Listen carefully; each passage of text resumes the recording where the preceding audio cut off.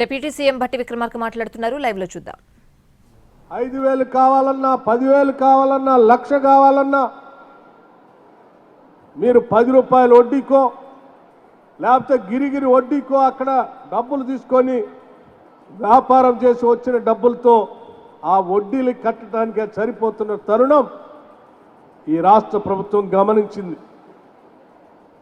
అందుకే ఈరోజు హైదరాబాద్ నగరంలో ఉన్నటువంటి అన్ని బస్తీల్లో చివరికి మధ్యతరగతి కుటుంబాలకు సంబంధించిన మహిళలకు కూడా చిరు వ్యాపారాల దగ్గర నుంచి మొదలుపెట్టి పెద్ద ఎత్తున వ్యాపారాలు చేసే వరకు చివరికి బస్సు కొనుగోలు చేసే స్థాయి వరకు ఉన్నటువంటి మహిళలకు కూడా డ్వాక్రా సంఘాల్లో సభ్యులుగా చేర్పించి వడ్డీ లేని రుణాలు ఇచ్చి ఆ రుణాల ద్వారా మీరు వ్యాపారాలు చేసుకొని పెద్ద ఎత్తున ఆర్థికంగా నిలదొక్కుని కుటుంబంలో ఉన్న పిల్లల్ని చదివించుకోవటానికి కుటుంబ అవసరాలు తీర్చుకోవటానికి ఈరోజు రాష్ట్ర ప్రభుత్వం మీ అందరికీ చేయూతను అందిస్తూ ఉంది.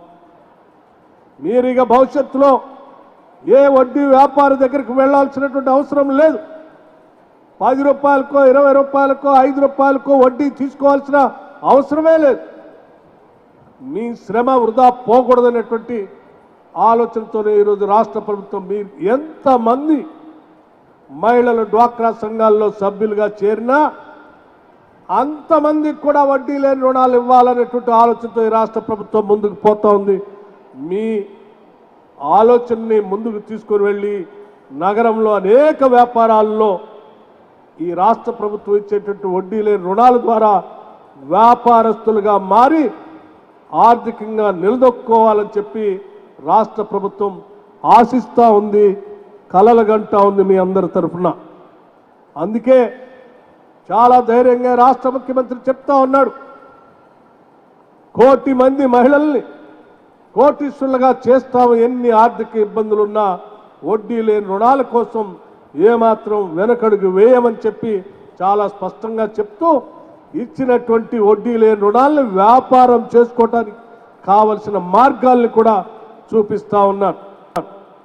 అందుకే హైదరాబాద్ నగరంలో అత్యంత ఖరీదైన శిల్పారామం లాంటి ప్రాంతంలో మహిళా సంఘ సభ్యురాళ్ళకి 100 షాప్స్ అలాట్ చేసి మీరు చేసేటువంటి పనులతో అక్కడ వ్యాపారం చేసుకునే కార్యక్రమానికి నాంది పలికారు. వేదిక మీద ఉన్నటువంటి పొన్నం ప్రభాకర్ గారు రాష్ట్ర వ్యాప్తంగా రవాణా సౌకర్యం ఆర్టీసీ ద్వారా కల్పిస్తా ఉన్నాం, ఎంతో మందికి ఆర్టీసీ బస్సులు కొనుగోలు చేసి ఆర్టీసీకి పెట్టించేటువంటి వ్యాపారస్తులకు ఇస్తా ఉన్నాం.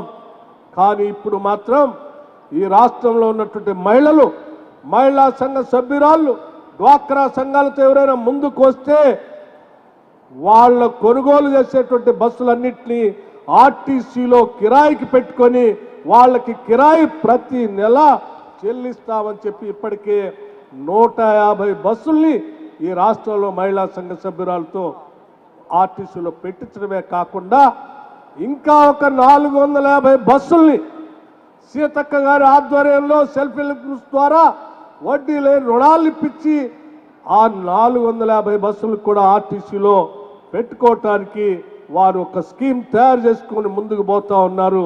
ఈ రాష్ట్రంలో మహిళలు మహాలక్ష్ములుగా ఉండాలనేదే రాష్ట్ర ప్రభుత్వం యొక్క ఆశ, ఆలోచన. అందుకోసమే మహిళలందరికీ కూడా రాష్ట్ర వ్యాప్తంగా ఉచితంగా ఆర్టీసీ బస్సులో ప్రయాణం చేయడానికి అవకాశం కల్పించడమే కాకుండా వాళ్ళు తిరిగే ఆర్టీసీ బస్సులు కూడా కొనుగోలు చేసి ఆ బస్సులకి యజమానులుగా కూడా కావాలని ఈ రాష్ట్ర ప్రభుత్వం కోరుకుంటుంది. దానికి కావలసిన వడ్డీ లేని రుణాల్ని ఈరోజు డ్వాక్రా సంఘాల ద్వారా ఇచ్చే ఏర్పాటు కూడా చేస్తాం. దాంతోపాటు ప్రతిరోజు మీరు పిల్లల బడికి పంపించడానికో, బిడ్డలు ఆసుపత్రిలో ఉంటే ఆసుపత్రి చూడటానికో, లేకపోతే కూరగాయలు కొనటానికో, వ్యాపారం చేసుకోవటానికో మీరు తిరిగేటువంటి ఖర్చు, ఎక్కేటువంటి బస్సు టికెట్లకు సంబంధించి మీ మీద ఆర్థిక భారం వేయకూడదనేటువంటి ఆలోచనతో రాష్ట్ర ప్రభుత్వం